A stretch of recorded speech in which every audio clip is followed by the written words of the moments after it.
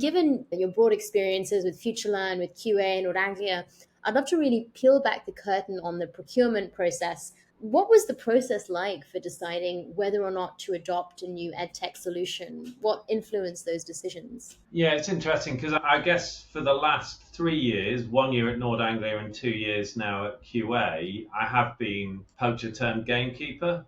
As a CEO in one of these roles, you do get a pretty good sense of what not to do.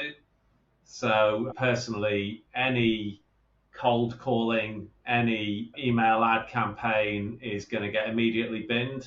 And however desperate or imaginative the ways to capture my attention are, it's not the way in. All of the people who've got traction with us, as with me as an individual and the companies I've run, have come through some sort of personal connection. Now, I'm not saying that's nepotistic, so only my friends can get access, but it's like people who smartly identify connections and find ways for connections to connect with us are the ones that are more likely to get a hearing. And I guess so I'd say that introduction is critical. And so if you haven't got a decent advisory board or investors or mentors on whom you can lean to get some of these connections, then I'd suggest you need to find them. It's also then about getting to the right level in the organization. So a lot of organizations will try and come to me. That's fine, but it means an extra meeting. I'm only going to pass it on to the next person who actually will be the decision maker or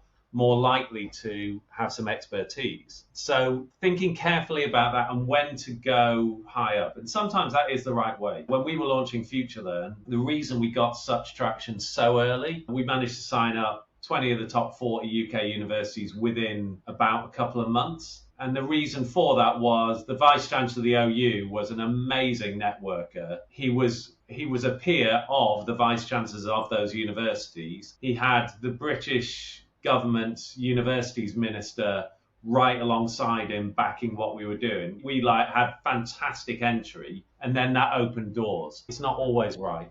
Sometimes that approach will wind up people lower down and go, hold on a minute, you're trying to go above my head in order to get something done. But then I'd also say, once you get in that meeting, it's absolutely obvious stuff. But we made these mistakes all the time at FutureLearn. Going in slightly ill-prepared or without a very clear pitch, you just got to put yourself in the shoes of that person. They are probably busy as hell, stressed as hell, thinking about a dozen other things.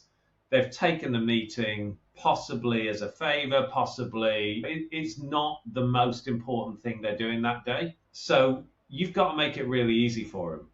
You've got to be like, the reason I'm here, my identification of your problem is this. The solution I've got to that is this.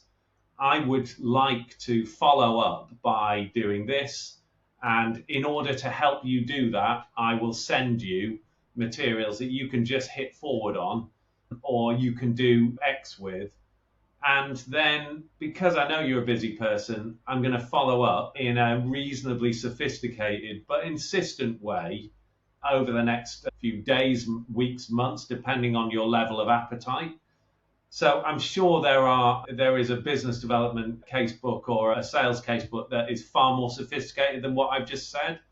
But for being on both sides of the fence, that's what good looks like to me. One other point I would add, as I think about it, when I was speaking at or attending conferences, I was always far more open-minded and available for more creative discussions with other companies, other individuals, etc. There's a reason those things exist. There's a reason they're so successfully navigating a post-COVID world. And yeah, if you can get in those environments, they're great opportunities to connect in a different way with someone who's in a different mindset than when they're sat at their desk or running from one meeting to another.